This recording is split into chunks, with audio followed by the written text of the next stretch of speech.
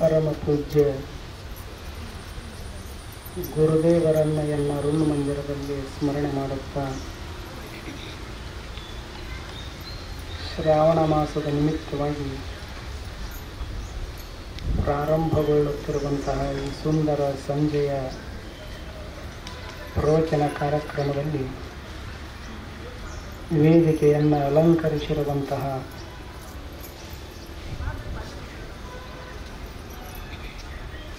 ಯುವ ಯತಿಗಳು, ಉತ್ಸಾಹಿಗಳು, ಗುರುವಿನ ಸೇವೆಯನ್ನು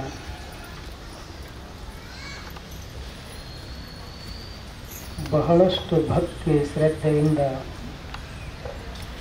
ಹೃದಯ ಸ್ಪರ್ಶಿಯಾಗಿ ಮಾಡಿರುವಂತಹ ಅಪರೂಪದ ಪರಮ ಪೂಜ್ಯನೀಯರಾಗಿರುವಂತಹ ಹುಲ್ಯಾಳದ ಗುರುದೇವಾಶ್ರಮದ ಪರಮ ಪೂಜ್ಯನೀಯರಾದ ಹರ್ಷಾನಂದ ಮಹಾಸ್ವಾಮೀಜಿಯವರ ಪವಿತ್ರ ಶ್ರೀಚರಣಗಳಲ್ಲಿ ನಮಸ್ಕರಿಸುತ್ತಾ ಆಶ್ರಮದ ಎಲ್ಲ ಪರಮ ಪೂಜ್ಯರಲ್ಲಿ ತಮ್ಮೆಲ್ಲರಲ್ಲಿ ನಮಸ್ಕಾರಗಳು.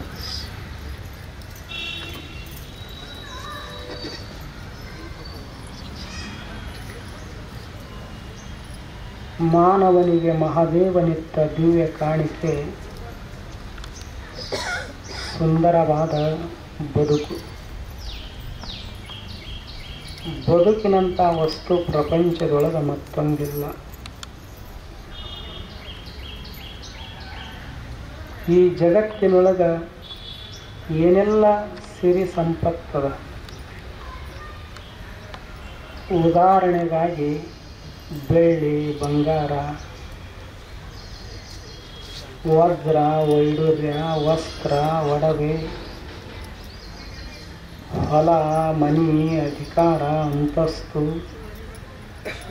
ಎಲ್ಲವುಗಳಿಗೂ ಸಹಿತ ಬೆಲೆ ಕಟ್ಟಾಕ ಬರ್ತದೆ. ಆದ್ರೆ ಬದುಕಿಗೆ ಬೆಲೆ ಕಟ್ಟಾಕ ಬರುವುದಿಲ್ಲ. ಅಷ್ಟು ಅದ್ಭುತವಾದ ಬದುಕನ್ನು ಭಗವಂತ ನಮಗೆ ಕೊಟ್ಟ. ಈಗ ಒಂದು ಅರಮನೆ ಅದ ಅಂತ ತಿಳ್ಕೊಳ್ಳಿ, ಭಂಡಾರ ತುಂಬ್ಯದ, ಅರಮನೆಗೆ ಬೆಲೆ ಕಟ್ಟಾಕ ಬರ್ತದ. ಆ ಮಹಾರಾಜ ಗಳಿಸಿರ್ತಕ್ಕಂಥ ಸಂಪತ್ತಿಗೂ ಬೆಲೆ ಕಟ್ಟಾಕ ಬರ್ತದೆ. ಆದರೆ ಅರಮನೆಯನ್ನೇ ಬೆಳಗುವಂತಹ ಒಂದು ಬೆಳಕ, ಜ್ಯೋತಿ, ಅದಕ್ಕೇನಾದರೂ ಬೆಲೆ ಕಟ್ಟಾಕ ಬರುತ್ತದೇನು? ಬೆಳಕಿಗೆ ಎಂದು ಬೆಲೆ ಕಟ್ಟಾಕ ಬರೋದಿಲ್ಲ. ಮಾರ್ಕೆಟ್ದೊಳಗೆ ಹೋಗಿ ಯಾವುದಾದ್ರೂ ಒಂದು ವಸ್ತುವಿನನ್ನು ಗುರುತಿಸಿ ಇದಕ್ಕೆ ಎಷ್ಟು ಅಂತ ಕೇಳಿದ್ರೆ ಇಷ್ಟ ಅಂತ ಹೇಳ್ತಾರವ್ರು. ಹಾಗೆ ನಮ್ಮ ಬದುಕಿನ ಬೆಲೆ ಎಷ್ಟು ಅಂತ ಯಾರನ್ನಾದರೂ ಕೇಳಿದರೆ ಇಷ್ಟಂತ ಹೇಳಾಕ ಬರೋದಿಲ್ಲ. ಅದು ಅಮೂಲ್ಯವಾಗಿರತಕ್ಕಂಥ ಬದುಕದ. ಇಂಥ ಬದುಕನ್ನು ಭಗವಂತ ಕೊಟ್ಟಾನಂದ ಬಳಿಕ ಹಿಂಗೆ ಬದುಕಬೇಕಲ್ಲ.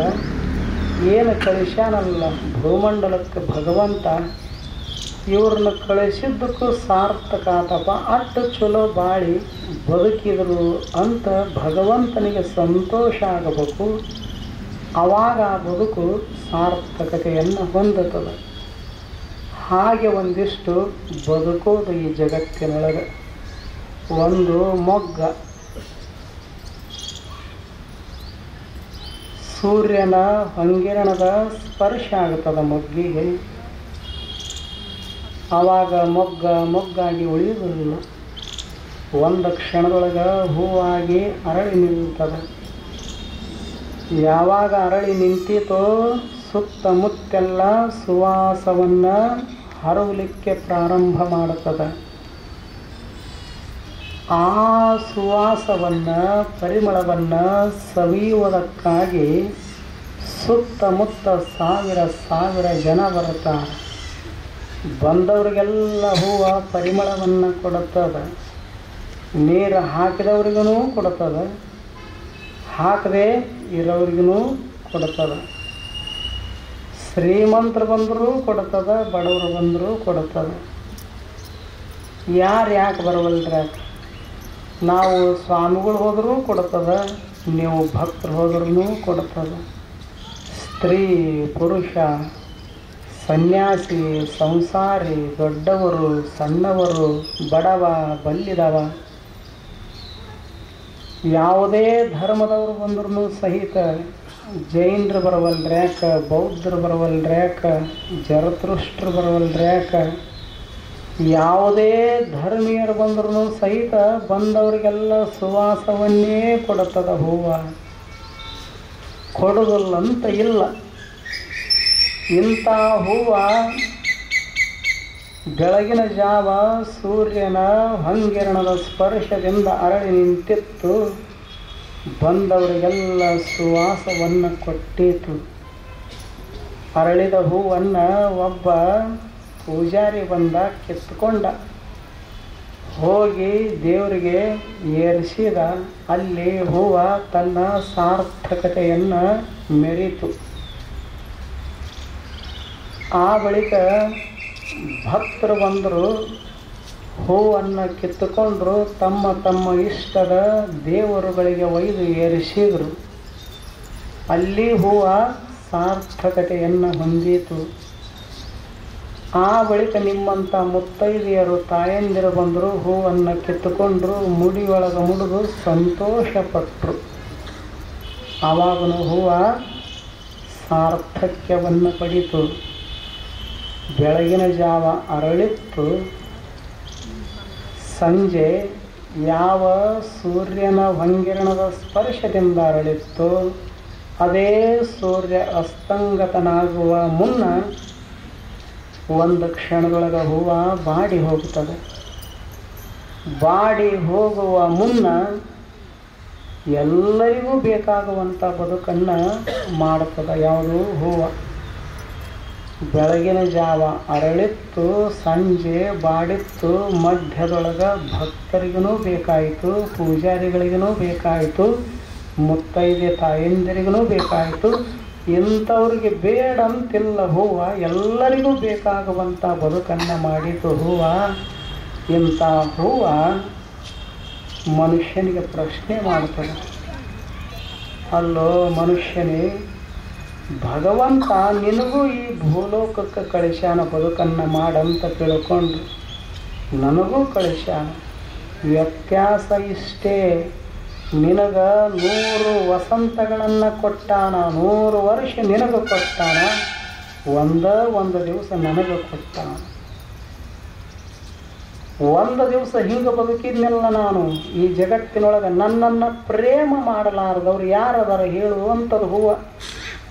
ಯಾರಿಗೆ? ಮನುಷ್ಯನಿಗೆ. ನನ್ನನ್ನು ಪ್ರೇಮ ಮಾಡಲಾರದವರು ಯಾರದಾರ ತೋರಿಸಿಕೊಡು ಈ ಜಗತ್ತಿನೊಳಗೆ. ಎಲ್ಲರೂ ಪ್ರೀತಿಸಿದರು, ಎಲ್ಲರೂ ನನ್ನನ್ನು ಕಿತ್ತುಕೊಂಡು ದೇವರಿಗೆ ಏರಿಸಿ ಸಂತೋಷಪಟ್ಟರು.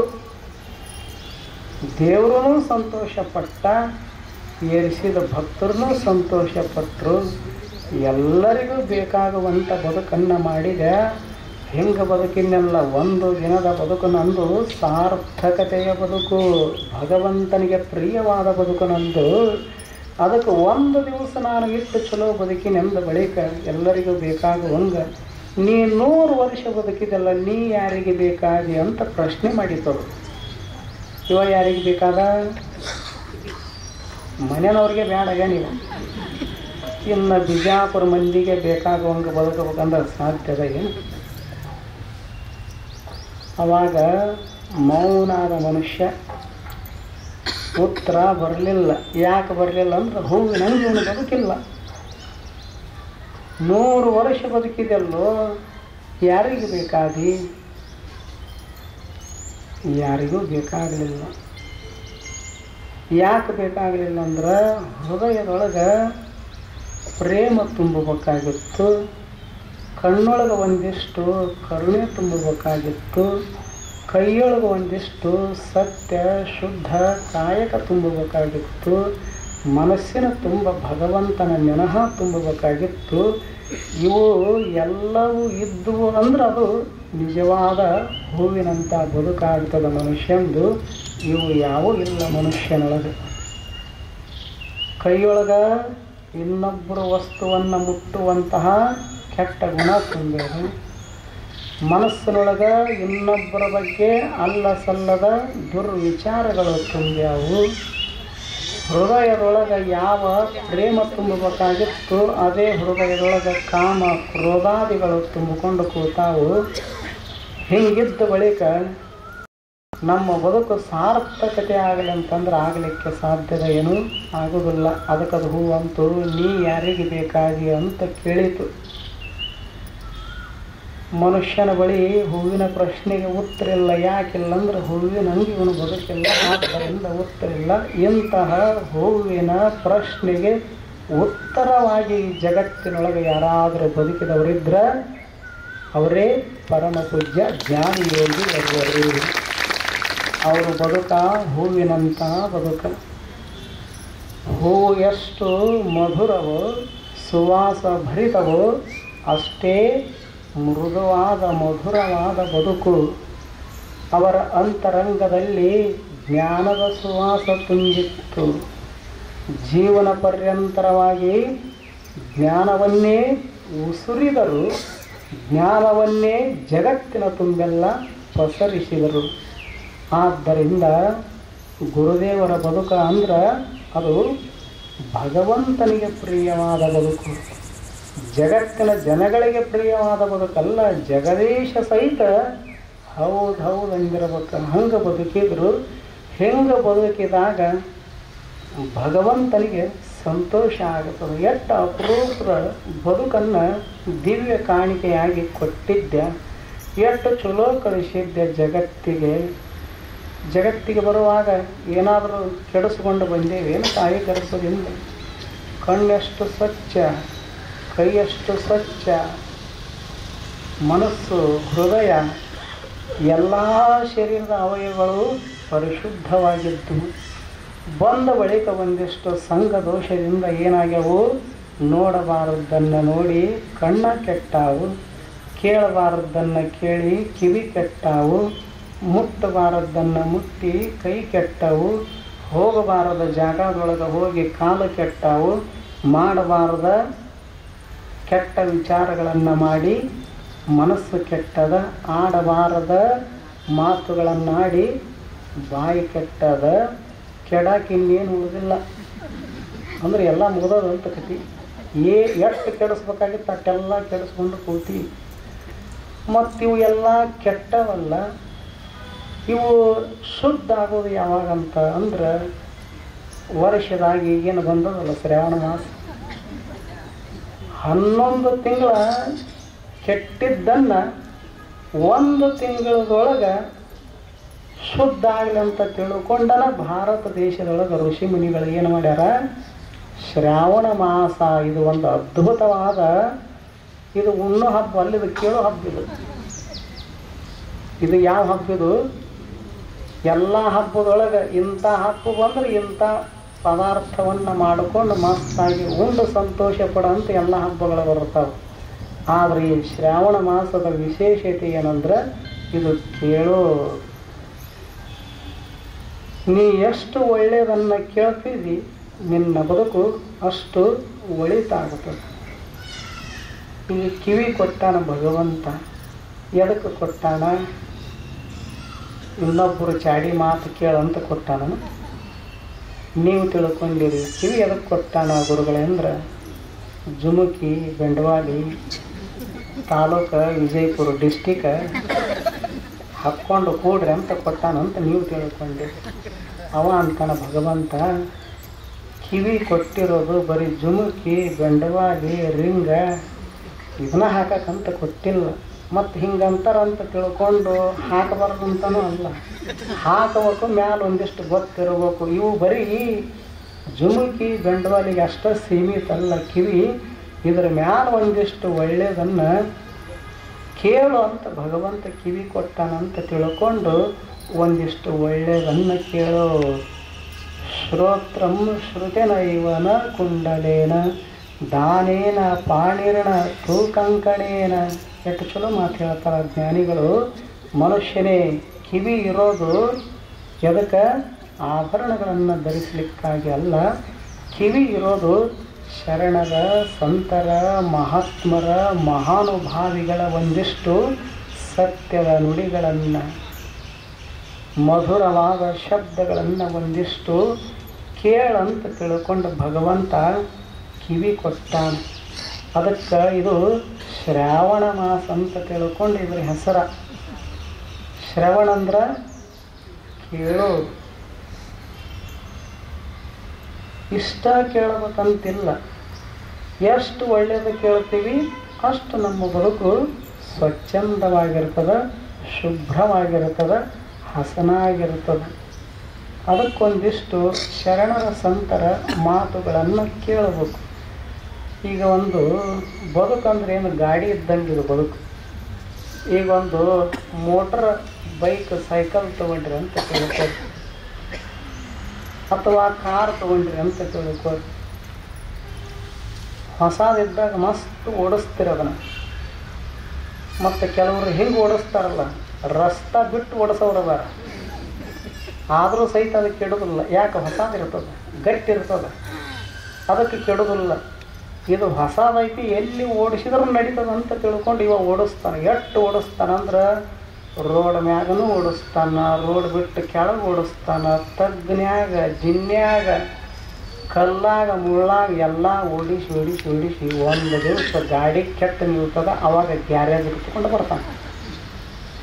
ಅವಾಗ ಗ್ಯಾರೇಜ್ನಾಗ ಏನು ಮಾಡ್ತಾನೆ, ಅದನ್ನು ಮಸ್ತಾಗಿ ಏನು ರಿಪೇರಿ ಮಾಡ್ತಾನೆ.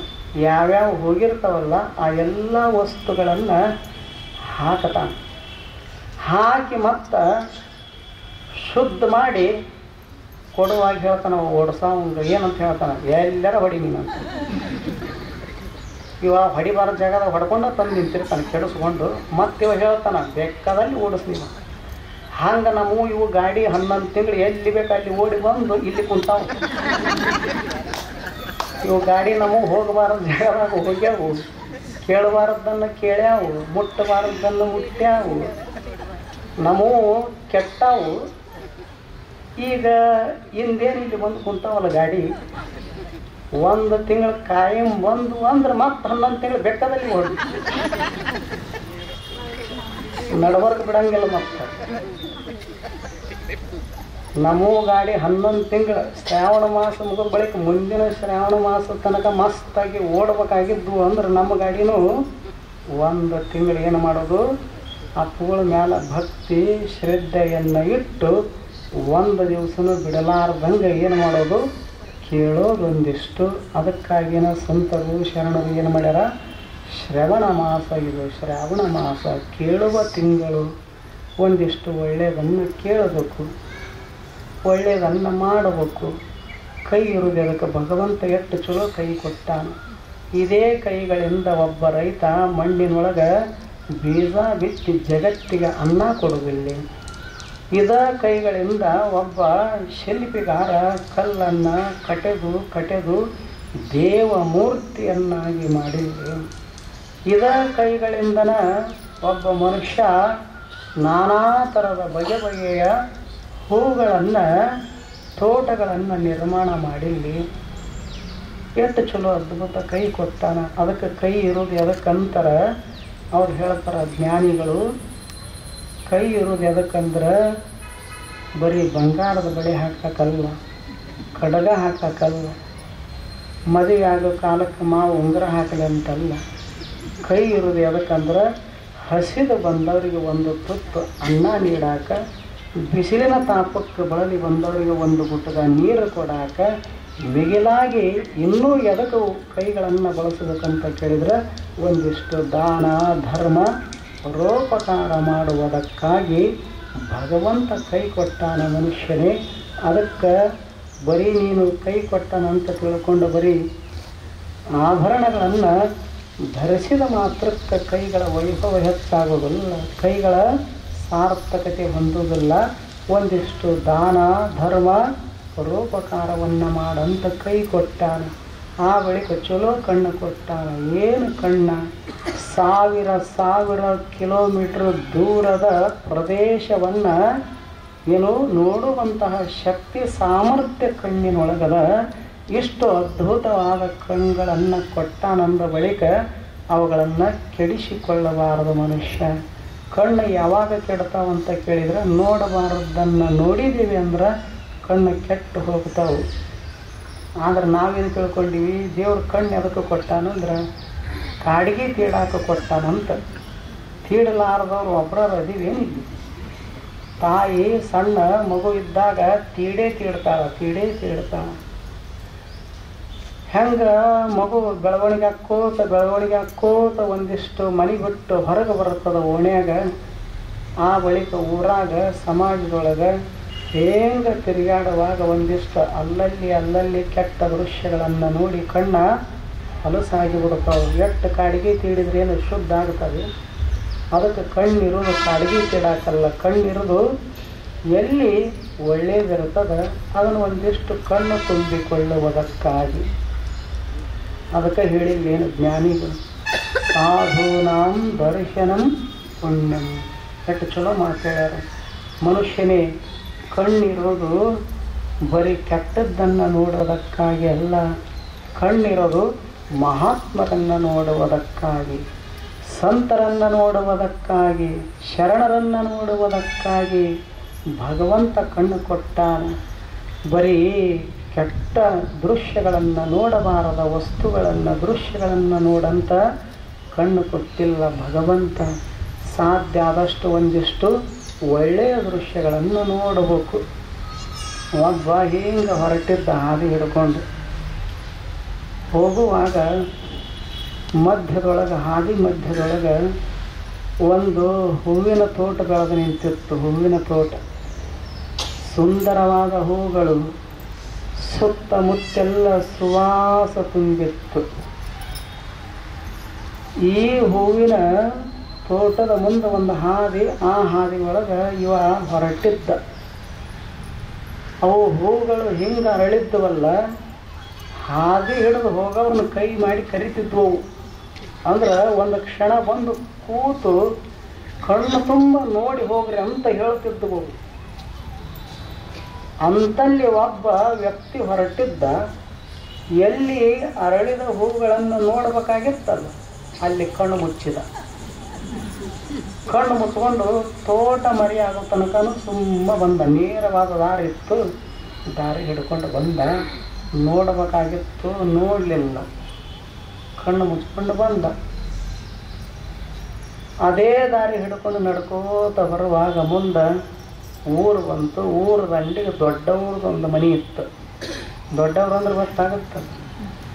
ದೊಡ್ಡವ್ರದ್ದೊಂದು ಮನೆ ಇತ್ತು. ಅವ್ರ ಮನೆ ಜಗಳ ಹತ್ತಿತ್ತು. ಇಲ್ಲ ಮತ್ತು ಸಣ್ಣವ್ರ ಮನೆಗೆ ಅಟ್ಟ ಜಗಳ ಆಗುತ್ತವೆ, ದೊಡ್ಡವ್ರ ಮನೆಗೆ ಆಗೋದಿಲ್ಲ ಅಂತೇನು ಹಿಂಗೇನಿಲ್ಲ. ಸಣ್ಣವ್ರಿಗಿಂತನೂ ಚಂದ ಜಗಳ ಮಾಡ್ತಾರೆ ದೊಡ್ಡವ್ರು. ಹಂಗೆ ಜಗಳ ಹತ್ತಿತ್ತು, ಶುರುವಾಗಿತ್ತು. ಅವರು ಬೈದಾಡೋದು ನೋಡಿ, ಏರು ಧ್ವನಿ ಒಳಗೆ ಮಾತಾಡೋದು ನೋಡಿ ಇವ ಹಾದಿ ಹಿಡ್ಕೊಂಡು ಸುಮ್ಮನೆ ಹೋಗ್ಬೇಕಿಲ್ಲ. ಅವ್ರ ಮನೆ ಮುಂದೆ ನಿಂತ. ಅವರು ಹೊರಗೆ ಜಗಳ ಮಾಡಕತ್ತಿದ್ದಿಲ್ಲ, ಒಳಗೆ ಜಗಳ ಮಾಡಕತ್ತಿದ್ರು. ಪಡಸಾಲ್ಯಾಗ ಸುಮ್ಮ ಬಿಡ್ಲಿಲ್ಲ, ಹೊರಗೆ ನಿಂತು ಅಟ್ಟ ನೋಡಲಿಲ್ಲ, ಒಳಗೆ ಹೋದ. ಒಳಗೆ ಹೋದ ತತ್ಕ್ಷಣದೊಳಗೆ ಒಬ್ಬ ಕೊಡಲಿ ಹಿಡಿದಿದ್ದ, ಇನ್ನೊಬ್ಬ ಕುಡುಗೋಲು ಹಿಡಿದಿಟ್ಟ. ಜಗಳ ನಡೆದಿತ್ತು. ಅಲ್ಲಿ ಒಳಗೆ ಹೋಗಿ ಕಣ್ಣಾಗ ಕಣ್ಣಿಟ್ಟು ನೋಡಕತ್ತೇನೀಗ. ಇಲ್ಲಿ ಅರಳಿದ ಹೂವು ಇದ್ದಾಗ ಕಣ್ಣು ಮುಚ್ಚಾನ, ಕೈಯಾಗ ಕೊಡಲಿ ಕುಡುಗೋಲ ಹಿಡಿದು ಜಗಳ ಮಾಡಕತ್ತಾರ. ಇನ್ನೇನು ಇವ್ರನ್ನ ಇವ್ರು ಹೊಡಿತಾರೋ ಏನೋ ಅನ್ನುವಂಥ ಪ್ರಸಂಗದು. ಅಂಥದ್ರ ಮಧ್ಯದೊಳಗೆ ಹೋಗಿ ಕಣ್ಣಾಗ ಕಣ್ಣಿಟ್ಟು ಕಣ್ಣು ತೆರೆದು ನೋಡಕತ್ತಿದ್ದ. ಅವರಂದ್ರು, ಎಷ್ಟು ದಿವಸ ಜಗಳ ಮಾಡಿದ್ರು ಒಬ್ಬನೂ ನಮ್ಮ ಮನೆ ಒಳಗೆ ಬಂದಿಲ್ಲ, ನೀ ಯಾರೋ ಬಂದಾವ ಅಂತ ಕೇಳಿದ್ರು ಅವರು. ಇವ ಒಳಗೆ ಹೋಗ್ಯಾನ, ನೀ ಯಾರು ಅಂದರು. ಇವ ಯಾರು ಅನ್ನೋದ ಮರ್ತಾನ, ಎಲ್ಲಿಗೆ ಹೊರಟಿನಿ ಅನ್ನೋದು ಮರ್ತಾನ. ನೀ ಯಾರು ಅಂದರು. ನಾ ಯಾರಾರ ಯಾಕೆ ಆಗೋಲ್ನ್ಯಾಕ, ನೀವ್ಯಾಕೆ ಒಬ್ಬರು ಕುಡುಗೋಲು ಹಿಡಿದಿರಿ, ಒಬ್ಬರು ಕೊಡಲಿ ಹಿಡಿದಿರಿ, ಹಿಂಗೆಲ್ಲ ಜಗಳ ಮಾಡಬಾರ್ದು ಅಂತ ಬುದ್ಧಿ ಹೇಳಕ್ಕೆ ಹೊರಟ. ಅವರು ಅಂದರು, ಮೊದಲು ನಮ್ಮನ್ನು ಬಿಡ್ತೀವಿ, ನಿನ್ನ ಮುಗಿಸ್ತೀವಿ ಅಂದರು. ಇದು ದೊಡ್ಡ ಮನಿತನ. ಇನ್ನೂ ತನಕ ನಮಗೆ ಜಗಳ ಮಾಡಬೇಡ್ರಿ ಅಂತ ಯಾರು ಬಂದಿಲ್ಲ ಊರಾಗ ಹೇಳಾಕ. ನೀ ಯಾರು ಬಂದಾವ ಮೊದಲು ನಿನ್ನ ಮುಗಿಸ್ತೀವಿ ಅಂತ ಒಂದು ಕ್ಷಣ ನಿಲ್ಲಲಿಲ್ಲಲ್ಲಿ ಹೋದ. ಅಂದ್ರೆ ಮನಸ್ಥಿತಿ ಹೇಗದಂತ ಕೇಳಿದ್ರೆ ಎಲ್ಲಿ ನೋಡಬೇಕಾಗಿತ್ತು ಅಲ್ಲಿ ನೋಡೋದು ಬಿಡುತ್ತೇವೆ, ಎಲ್ಲಿ ನೋಡಬಾರದ್ದು ಅಲ್ಲಿ ನೋಡುತ್ತೇವೆ. ಮುಂದೆ ಏನು ಮುಗಿಸ್ತೀವಿ ಅಂದ ಕೂಡಲೇ ಹೋದ್ನಲ್ಲ, ಇವನು ಕಾಯ್ಕೋತ ಕುಂತಿದ್ರು ಮನ್ಯಾಗ. ಇವ ಯಾವಾಗ ಬರ್ತಾನೆ ಇವನು ಕೂಟಿ ಜಗಳ ಯಾವಾಗ ಮಾಡ್ಯಾವಂತ ಅವ್ರ ಮನ್ಯಾಗ ಕಾಯ್ಕೋತ ಕುಂತಿದ್ರು. ಮನೆಗೆ ಹೋದ ತಕ್ಷಣದೊಳಗೆ ಜಗಳ ಶುರುವಾಯ್ತು. ಯಾರ ಮನ್ಯಾಗ? ಇವನ ಮನ್ಯಾಗ. ಇವ ಏನು ಹೇಳಕ್ಕೆ ಬಂದಿದ್ದಿಲ್ಲಿ? ಜಗಳ ಆಡಬೇಡ್ರಿ ಅಂತ ಹೇಳಕ್ಕೆ ಬಂದಿದ್ದ. ಇವನು ಕಾಯ್ಕೋತ ಕುಂತಿದ್ರಲ್ಲ ಮನೆಯವರು, ಜಗಳ ಶುರುವಾಯಿತು. ಜಗಳ ಶುರುವಾದಾಗ ಇಲ್ಲೇನು ಕಣ್ಣು ತುಂಬ ನೋಡಿದ್ನಲ್ಲ. ಏನು ನೋಡಿದ್ದ? ಒಬ್ಬರು ಕೈಯೊಳಗೆ ಕೊಡಲಿ ನೋಡಿದ, ಒಬ್ಬರು ಕೈಯೊಳಗೆ ಕುಡುಬಲು ನೋಡಿದ್ನಲ್ಲ. ಅವು ಪರಿಣಾಮ ಬೀರಿದ್ವು ಇವನ ಮನಸ್ಸಿನ ಮ್ಯಾಗ. ಜಗಳ ಹಚ್ಚಿದ್ರೆ ನಾನು ಹಿಂಗೆ ಮಾಡ್ಬೇಕಂತ ಅನ್ಕೋತ ಮನೆಗೆ ಬಂದಿದ್ದ. ಜಗಳ ಹತ್ತು ಇವ ಕುಡುಬಲನ್ನು ಬಿಟ್ಟ, ಕೊಡಲಿ ಬಿಟ್ಟ, ಬಂದು ಕಿಡ್ಕೊಂಡು ನಿಂತ. ಯಾರಿಗೆ? ಮನೆ ಮಂದಿಗೆ. ನಿಮ್ಮನ್ನು ಮುಗಿಸೇ ಬಿಡ್ತೀನಿ ಅಂತ ಹೇಳೋ ಉದ್ದೇಶ ಏನಂದ್ರೆ, ಏನು ನೋಡ್ತೇವೆ ಅದನ್ನು ಮಾಡಕ್ಕೆ ಹಚ್ತದ ಮನಸ್ಸು. ಅದಕ್ಕೆ ಕಣ್ಣು ಒಳ್ಳೇದು ನೋಡಿತ್ತಂದ್ರೆ ಮನಸ್ಸಿನ ಮ್ಯಾಲ ಒಳ್ಳೆಯದರ ಪರಿಣಾಮ ಆಗುತ್ತದೆ, ವಿನಃ ಕೆಟ್ಟದ್ದರ ಪರಿಣಾಮ ಆಗೋದಿಲ್ಲ. ಅದಕ್ಕೆ ಇಷ್ಟು ಅದ್ಭುತವಾದ ಕಣ್ಣುಗಳನ್ನು ಕೊಟ್ಟ. ಇದ ಕಣ್ಣುಗಳನ್ನು ಬಳಸಿಕೊಂಡು ಕಲ್ಯಾಣದ ಶರಣರು ಪರಮ ಸತ್ಯವನ್ನು ಕಂಡಿಲ್ಲಿ, ಲಿಂಗವನ್ನು ಕಣ್ಣು ತುಂಬಿಕೊಂಡರು. ಎಲ್ಲೆಲ್ಲೂ ಸಹಿತ ಲಿಂಗವನ್ನೇ ಕಂಡರು. ನಮಗೆ ಹಂಗಿಲ್ಲ, ಪೂಜೆ ಮಾಡುವಾಗಟ್ಟ ಲಿಂಗ ಕಾಣ್ತದೆ. ಅದು ಕಂಡ್ರೆ ಕಾಣಿತು, ಕಾಣದಿದ್ರು ಹೋಯ್ತು. ಕೆಲವರಿಗೆ ಲಿಂಗ ಹಿಡ್ಕೊಂಡ್ರೆ ಅವ್ರವ್ರ ಮನೆಯವ್ರು ಕಾಣ್ತಿರ್ತಾರೆ ಲಿಂಗದಾಗ. ಅಂದ್ರೆ ಲಿಂಗದ ಮ್ಯಾಗ ಪ್ರೇಮ ಇಲ್ಲ, ಅವ್ರ ಮ್ಯಾಗ ಪ್ರೇಮ ಇರ್ತದೆ. ಹಿಂಗೆಲ್ಲ ಕಾಣಕತ್ತೀತು ಅಂದ್ರೆ ಗತಿ ಹೆಂಗೆ? ಯಾರ ಗತಿ? ಕಂಡವ್ರ ಗತಿ. ಅದಕ್ಕೆ ಎಲ್ಲೆಲ್ಲೂ ಸಹಿತ ಶರಣರಿಗೆ ಲಿಂಗವೇ ಕಂಡಿತು. ಇದು ಜಗತ್ತ ಲಿಂಗದ ಸ್ವರೂಪ ಇದು. ಅದಕ್ಕೆ ಹೇಳಿಲ್ಲೇನು ಬಸವಣ್ಣವರು. ನಾವೇನು ತಿಳ್ಕೊಂಡಿವಿ? ಕೂಡಲ ಸಂಗಮಕ್ಕೆ ಹೋದ್ರೆ ಅಟ್ಟ ಕೂಡಲ ಸಂಗಮಿನ ದರ್ಶನ ಆಗ್ತದಂತ ನಮ್ಮ ಭಾವ. ಆದರೆ ಬಸವಣ್ಣನವರು ಕೂಡಲ ಸಂಗಮ ಬಿಟ್ಟು ಬಸವ ಕಲ್ಯಾಣಕ್ಕೆ ಹೋದ್ರೂ ಸಹಿತ ಅದೇ ಕೂಡಲ ಸಂಗಮ ದೇವನನ್ನು ಕಂಡಿಲ್ಲೇನು. ಎಷ್ಟು ಚಲೋ ವಚನ ಬರೀತಾರೆ. ಎತ್ತೆತ್ತ ನೋಡಿದಡತ್ತತ್ತ ನೀನೇ ದೇವ, ಸಕಲ ವಿಸ್ತಾರದ ರೂಹು ನೀನೇ ದೇವ, ವಿಶ್ವತೋ ಚಕ್ಷು ನೀನೇ ದೇವ, ವಿಶ್ವತೋ ಬಾಹು ನೀನೇ ದೇವ, ವಿಶ್ವತೋ ಪಾದ ನೀನೇ ದೇವ, ನಮ್ಮ ಕೂಡಲ ಸಂಗಮ ದೇವ. ಏನು ಅದ್ಭುತ ವಚನ ಬರೀತಾರೆ. ಹೀಗೆ ಜಗತ್ತನ್ನು ನೋಡಿದ್ರವರು. ಹಾಗೆ ನಾವು ಒಂದಿಷ್ಟು ಒಳಿತನ್ನು ನೋಡೋದು ಈ ಜಗತ್ತಿನೊಳಗೆ. ಅದಕ್ಕಂತಾನ ಭಗವಂತ ಒಂದಿಷ್ಟು ಕಣ್ಣು ಕೊಟ್ಟಾನ. ನೋಡಬಾರದ್ದನ್ನು ನೋಡಿ ಕಂಗಳನ್ನು ಕೆಡಿಸಿಕೊಳ್ಳಬಾರದು, ಒಳಿತನ್ನು ಒಂದಿಷ್ಟು ನೋಡೋದು.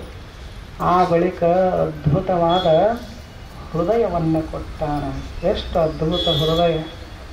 ಅದು ಹೃದಯ ಚಲನೆಯೊಳಗೆ ಅದ ಅಂತ ತಿಳ್ಕೊಂಡು ನಾವು ಹೇಳಾಕತ್ತೀವಿ, ನೀವು ಕೇಳಾಕತ್ತೀವಿ.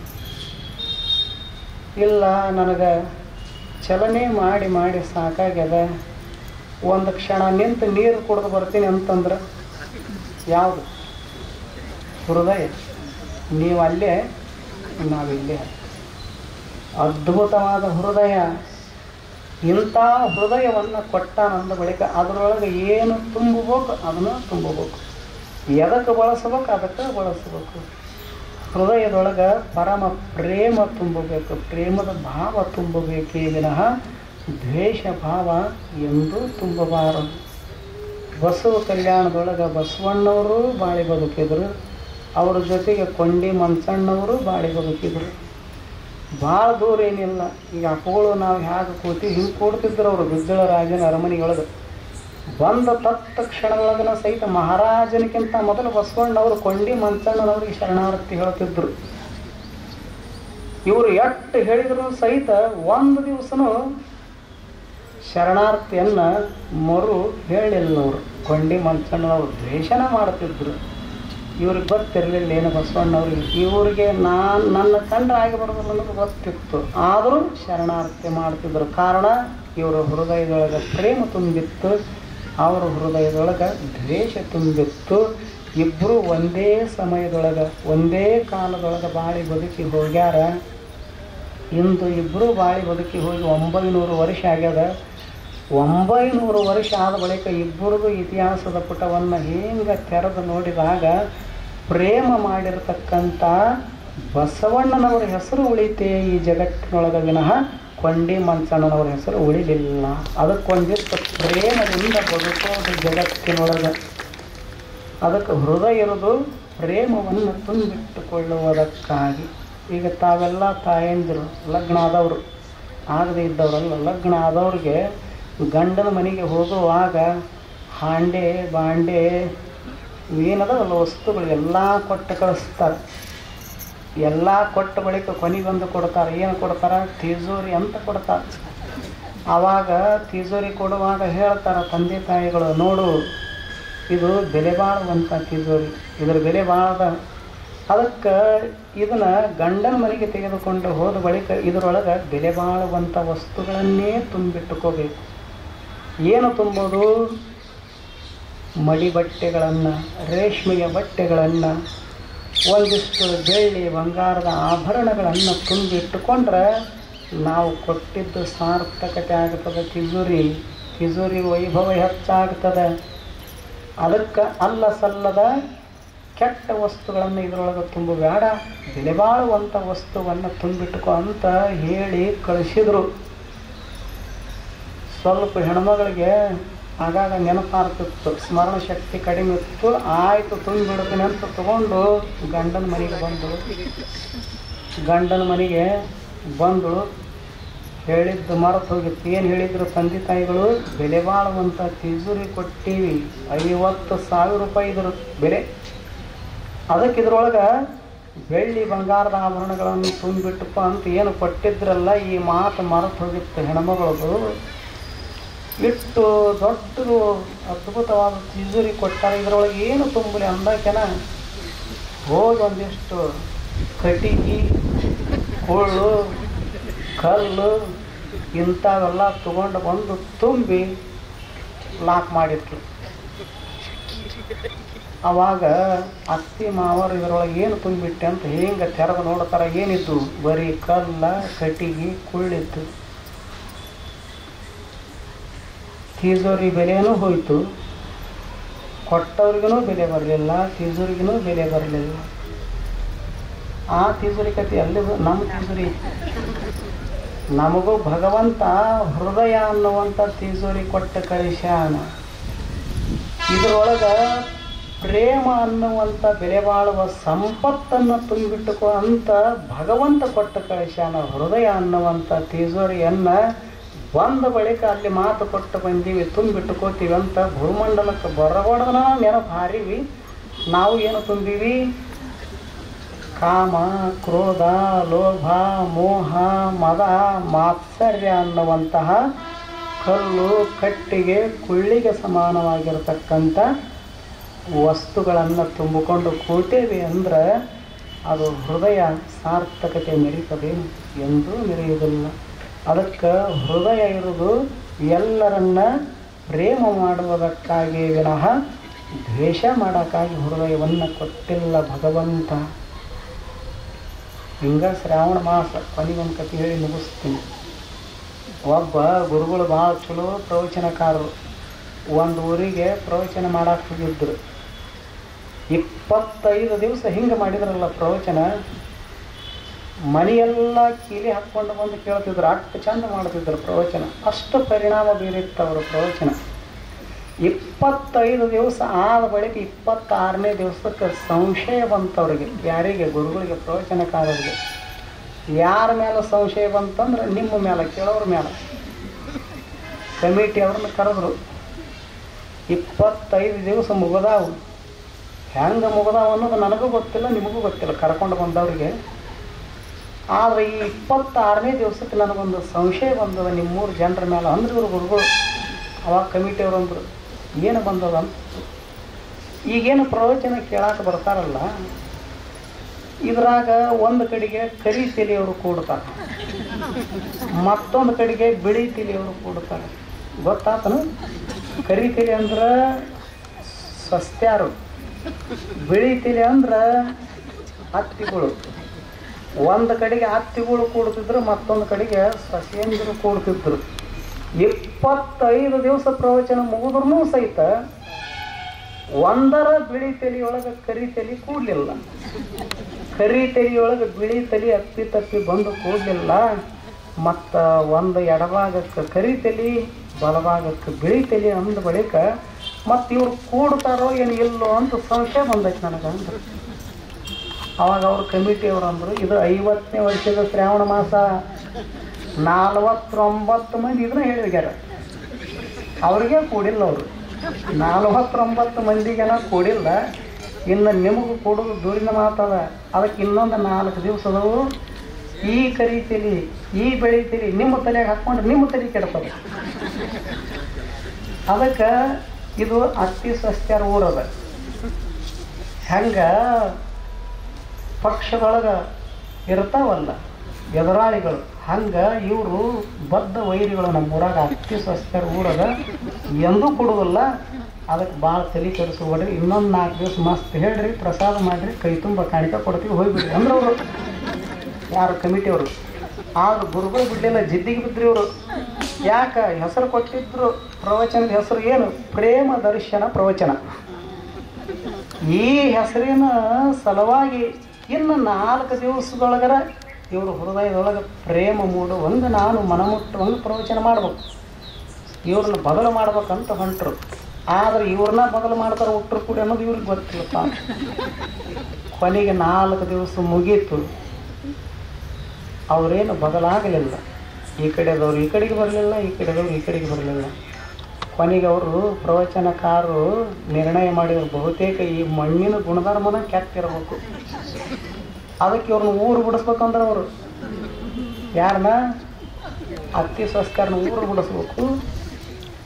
ಕೊನೆಗೆ ಇವ್ರನ್ನ ಕಾಶಿ ಯಾತ್ರೆಗೆ ಕರ್ಕೊಂಡು ಹೋಗಿ ಅಲ್ಲಿ ಕಾಶಿ ವಿಶ್ವನಾಥನ ದರ್ಶನ ಮಾಡಿ ಗಂಗಾ ನದಿ ಒಳಗೆ ಮುಳುಗಿಸಿದ ಬಳಿಕ ಅಲ್ಲೆರ ಕೂಡಬಹುದು, ಅಲ್ಲೆರ ಹೃದಯದೊಳಗೆ ಪ್ರೇಮ ಭಾವ ಮೂಡಬಹುದು ಅಂತ ತಿಳ್ಕೊಂಡು ಕೊನೆಗೆ ಏನು ತಿಂಗಳು ಕೊನೆಗೆ ಪ್ರವಚನ ಮಂಗಲ ದಿವಸ ಅನೌನ್ಸ್ಮೆಂಟ್ ಮಾಡಿದರು, ನಾಳೆಗೆ ಒಂದು ಬಸ್ ಮಾಡ್ತೀವಿ ಕಾಶಿ ಯಾತ್ರೆಗೆ, ಯಾರ್ಯಾರು ಬರೋರು ಅದಿರಿ ಬೆಳಗ್ಗೆ 6 ಗಂಟೆಗೆ ಬಂದು ಬಸ್ ಮ್ಯಾಗ ಕೊಡ್ರಿ.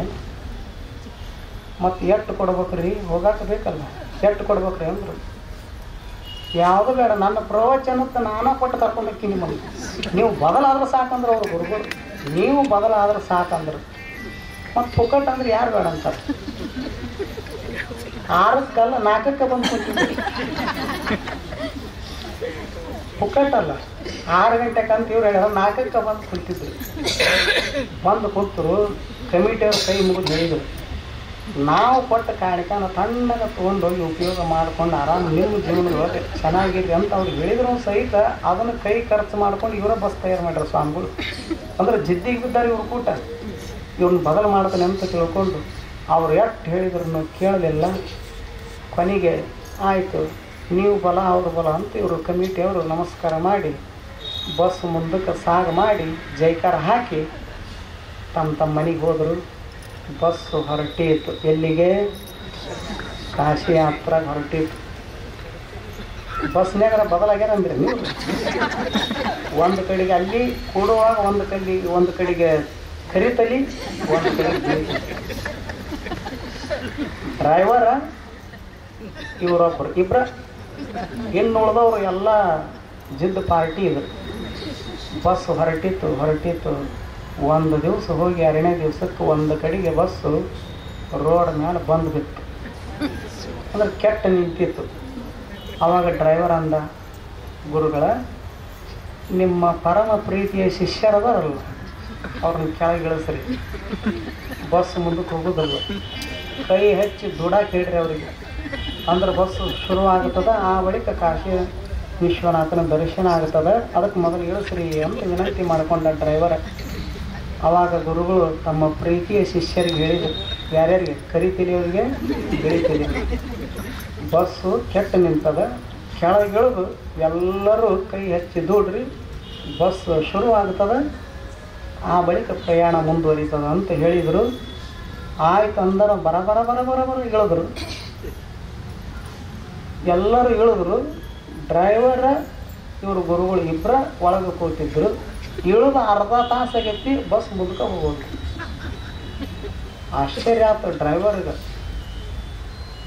ಕೆಳಗೆ ಇಳಿದು ಏನು ಮಲ್ಕೊಂಡಾರೋ ಏನೋ ಒತ್ತಾಕತ್ತಾರೋ, ಇಳಿದಾರ ನೋಡ್ರಿ ಅಂದವ ಡ್ರೈವರ್ ಗುರುಗಳಿಗೆ. ಗುರುಗಳು ಕೆಳಗೆ ಇಳಿದು ಬಂದು ನೋಡ್ತಾರ, ಹಣಿ ಬಡ ಮಲ್ಕೊಂಡಿಲ್ಲ, ಇವ್ರು ಒತ್ತಾಕತ್ತಾರ. ಹೆಂಗೆ ಒತ್ತಾಕತ್ತಾರ? ಅಲ್ಲಾರ ಒಂದಾಗಿ ಒತ್ತಬೇಕಿಲ್ಲ.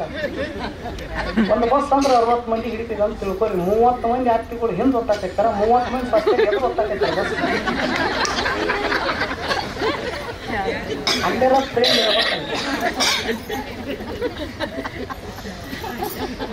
ಹಿಂಗಾದ್ರೆ ಬಸ್ ಮುಂದಕ್ಕೆ ಹೋಗುತ್ತೆ. ಅಲ್ಲಿ ಎದರ ಒತ್ತಾಕತ್ತಾರ.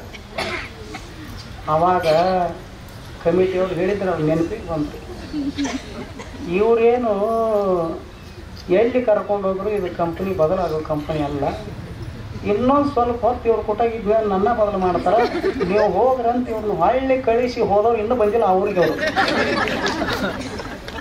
ಏನು ಹೋಗ್ಯಾರಲ್ಲ ಅವರು, ಇನ್ನೂ ಹೊಳ್ಳಿ ಅವ್ರಿಗೆ ಬಂದಿಲ್ಲ.